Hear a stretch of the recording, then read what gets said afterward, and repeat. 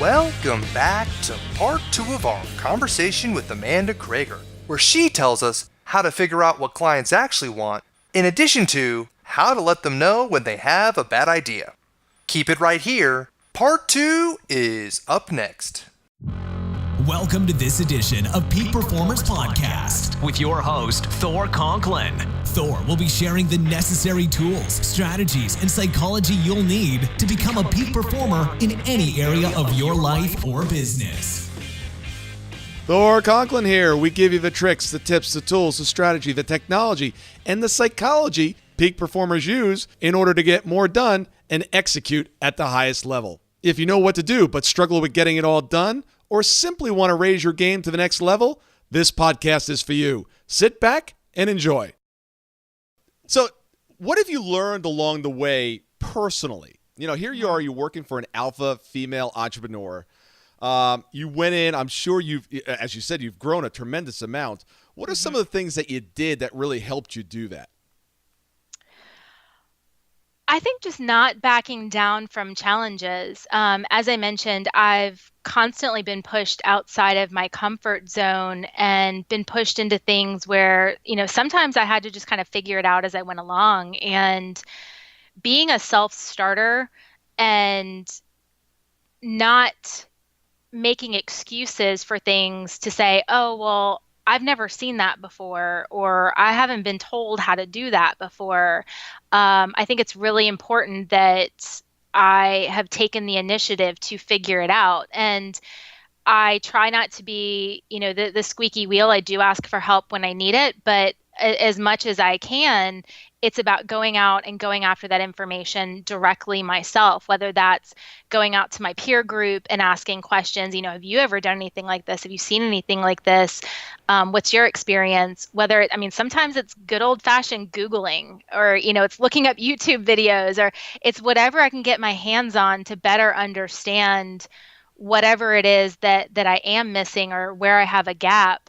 Of course, also just relying on my own internal team.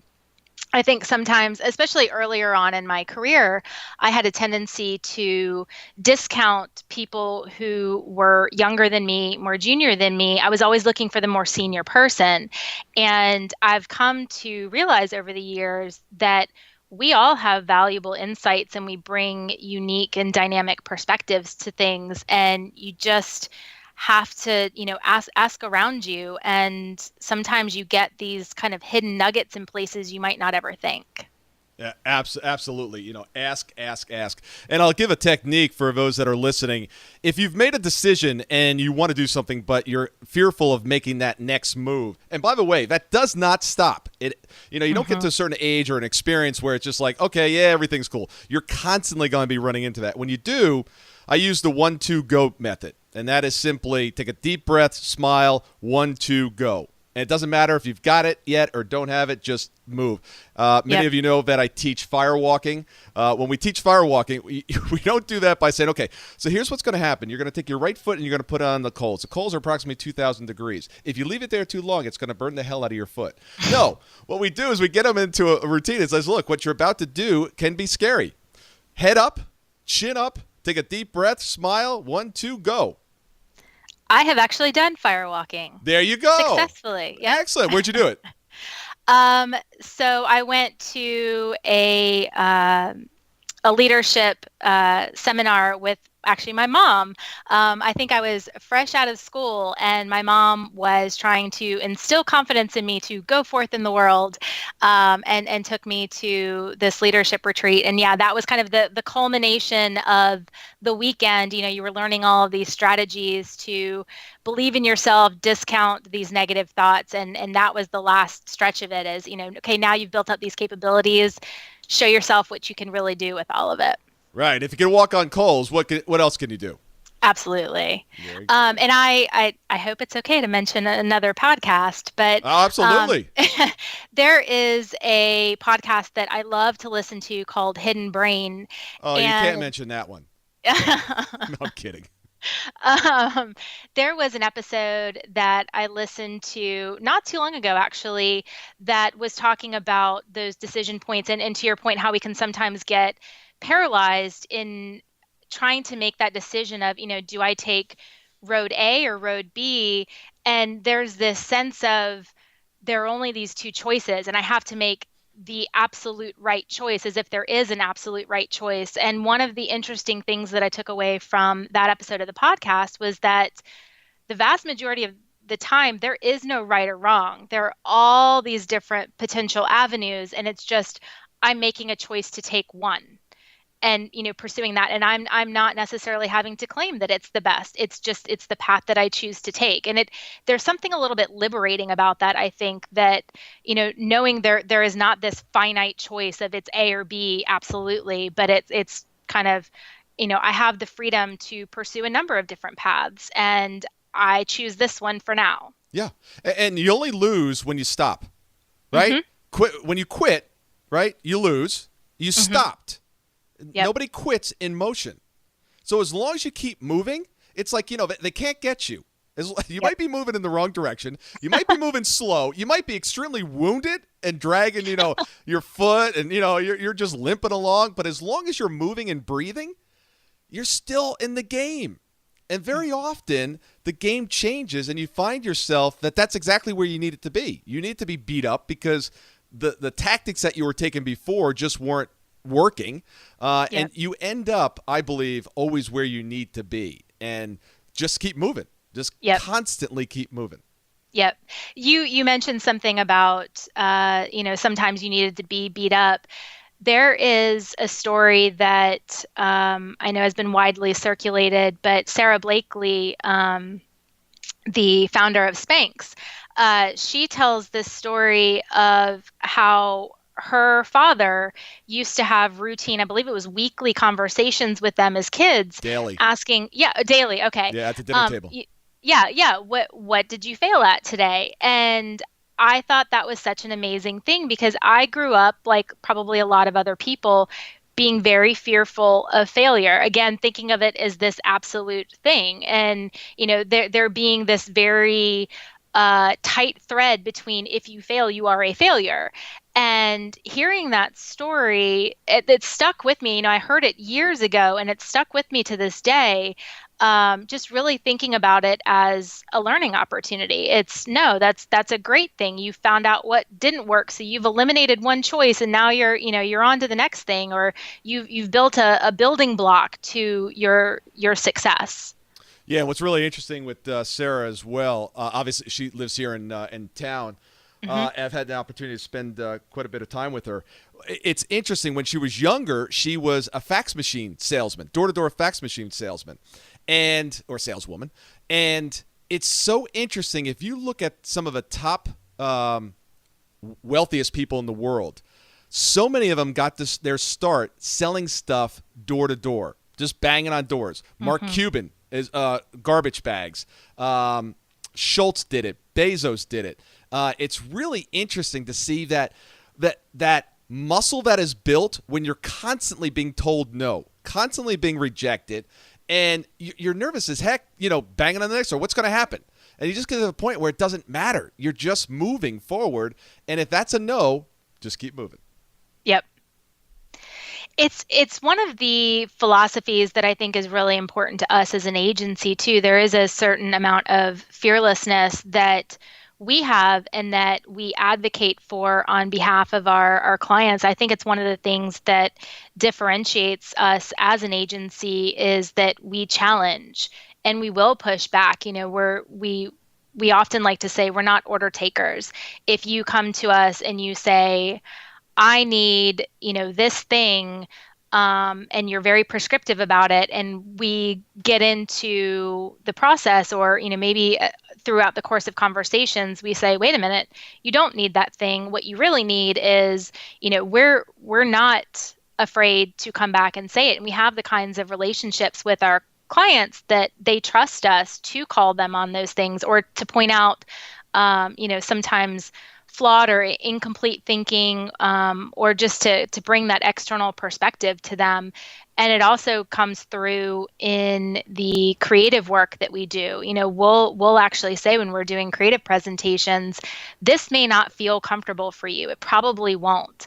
But you have to take yourself out of the equation and put yourself into your customer's shoes. Really think about it from their perspective. Does this help break through the noise? Does this address their challenges, their needs, their desires? And that's really how you define good creative. It's not about being safe and easy and, something that you just feel comfortable with. Yeah, let's dig into that a little bit, because this is an area that I'm very passionate about. The reason I told you the story, I got hit 3 times. Well, the reason I got hit 3 times is because I would always speak my mind. Mm-hmm. He would be pushing the envelope so far on one side. I'm like, this is wrong. You're wrong. This is the chairman of the company. Yep. I must have been 25. I didn't even have a title. It was Thor, somebody. The guy in cube number 5. But I was constantly pushing the envelope to say, stood up for what I believe was the right thing to do. And it's funny because, in business now, I'll have clients that they'll say things or do things and I just call them out on it. And now I tend, believe it or not, I know this might be hard to believe, I tend to have more male clients than female clients because I can be a little tough sometimes. But I was working with a client the other day, and he was outlining what his goals and objectives were for his company in the coming year, and they were minuscule. And I literally yawned halfway through it, and I said, that's the most uninspiring story I think I've heard in decades. And he looks at me and he goes, I'm trying to increase the business, by X million. I'm like, I'm sorry. I mean, are you planning on taking, 3/4 of the year off? Are you planning to reject most of the new clients? What's your plan that you want to keep this as that low? I mean, it's less than what we did last year. I was like, no one's going to be excited about that. That's just total bullshit. And he goes, you're attacking my plan? I said, yeah, I'm attacking your plan. He goes, I pay you. I said, well, maybe this is why you pay me. Right? Maybe I should put that on the description. When you come up with a shitty plan, I'm going to tell you that it's shitty. A new marketing strategy. So, and we've become such a society of politically correctness. It's like, oh, don't say that. It was funny. I was reading something. I'm going to get off the topic, but that's okay. It's my show, so I get off the topic for a second. I'll allow it. Thank you. The whole thing about bullying. We have a horrible situation going on with kids being bullied in school and cyber and everything else. And I had a young daughter, and when she was going through school, she was being bullied by this kid. And I said, look, if he bullies you, turn around, tell him stop it. Otherwise, if he doesn't stop, I said, I want you to turn around, and with an open palm, I want you to strike him right in his chest as hard as you can. And she did, and it was never bullied again. And it was funny because we were talking about this on social media recently, and it's like, oh, you told your daughter to hit a boy in the chest? And I'm like, yeah. And I would tell him again. We've gotten so politically correct, and I think we do that in the marketplace, in the business as well. And clients come to us with sometimes some really bad ideas, some things that are not in their best interest, and it's not going to work. And I see so often companies that kind of just go along with, I'm getting paid, so let me just keep my mouth shut. I'm not one of those companies. It doesn't sound like you are either. How do you deal? I have no tact with it. I'm yawning and telling them that their idea is shit. So obviously, I don't have any polish to my reaction. It's just who I am, and it's interesting because people respect that because they know it's authentic. How do you guys handle that when a client comes to you? Hopefully, I'm assuming that you're probably not as tactless as I am. How do you tell a client that, look, this is not a good idea? Yeah, well, I mean, we definitely try to be respectful with it. We don't come in as know-it-alls because we have found situations too where something seems. Did you just call me a know-it-all? Not at all. No. There have absolutely been occasions where we think something feels like it's off strategy based on what we're hearing, and we continue pushing and pushing and pushing back against the client. And what winds up coming to the surface is that maybe there was a variable that had not been communicated to us initially, or there was something happening somewhere else within the organization that we weren't aware of. And so sometimes it's really just about bringing some of those things to the surface, and sometimes it really is about, no, this is off strategy. This doesn't make sense for you. Or to your point, this is really underwhelming. One of the big things that I think we're constantly having to fight with our clients, and it's a natural thing. I think we all do it, but there's such a tendency to take kind of an inside out view to the world. And you start talking to one another and you're kind of drinking your own Kool-Aid and you're like, oh, of course we're great. And, we're great in these ways. And then we hear it and we start looking at some of the competitors out there and we see what they're saying. And we're like, okay, well, you tell us you're different in these ways, but to somebody who is doing initial research or, just being exposed to some of these messages, you kind of look like everyone else. So what does that really mean? Are you really different? Are there things that we can pull through in this?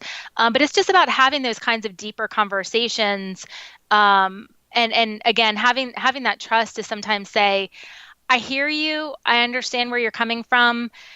We really don't think this is in your best interest, and here's why, and here's what we see elsewhere. Or, anytime, of course, that we can pull in data to support it, that is obviously helpful. But, sometimes it's about having those kind of gut level conversations too, to just say, listen, you trust us. We've worked together a while. We wouldn't steer you wrong. And you're really not taking this in the right direction.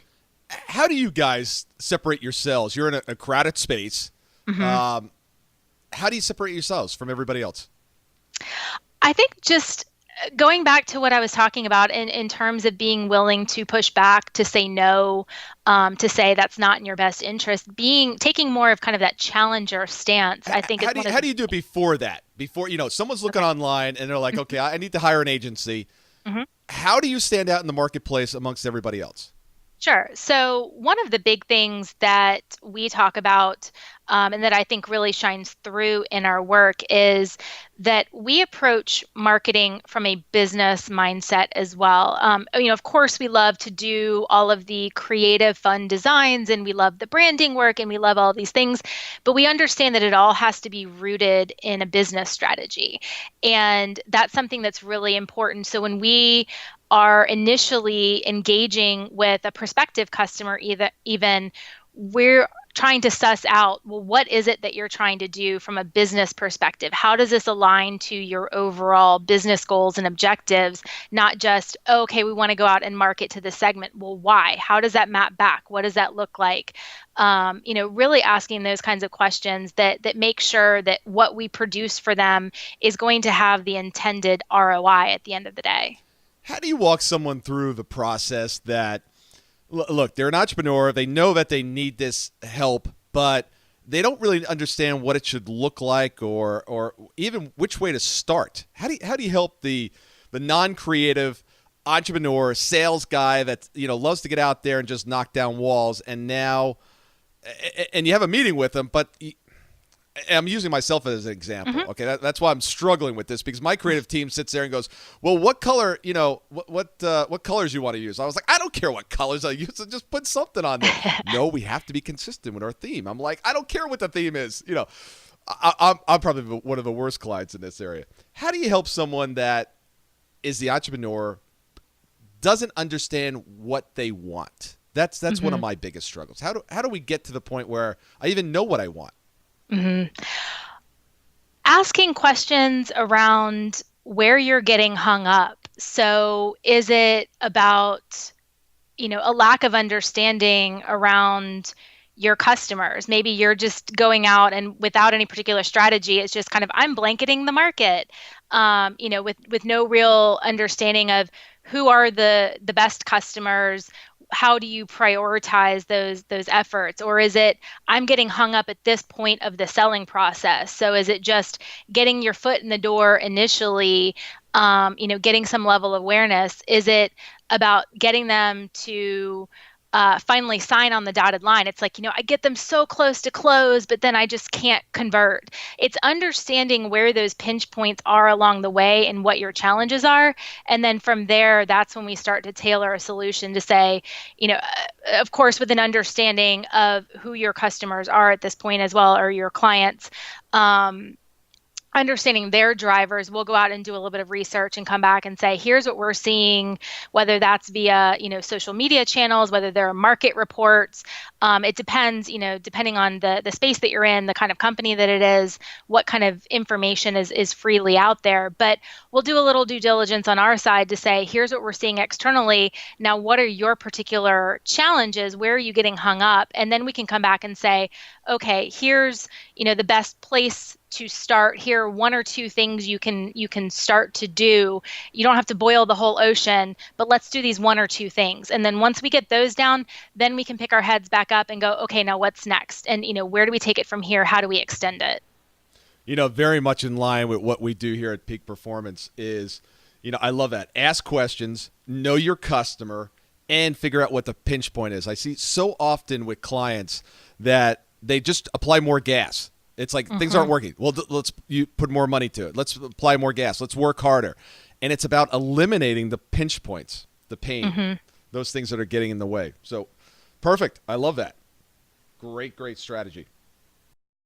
If you're not getting the results you want and need, I guarantee no one's holding you accountable. Now, let's face it. Who really wants to be held accountable? Not me, right? Nobody. Why would you want to be held accountable? It's not part of our nature. However, if you want to get exceptional results, you must be held accountable. For $95 a month, our team will hold you accountable to those goals that you want to accomplish in any given month. If you don't like it, ask for your money back.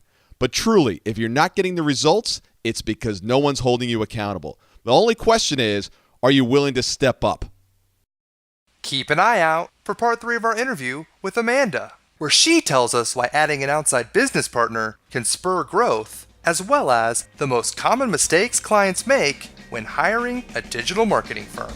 See you next time on Peak Performers Podcast.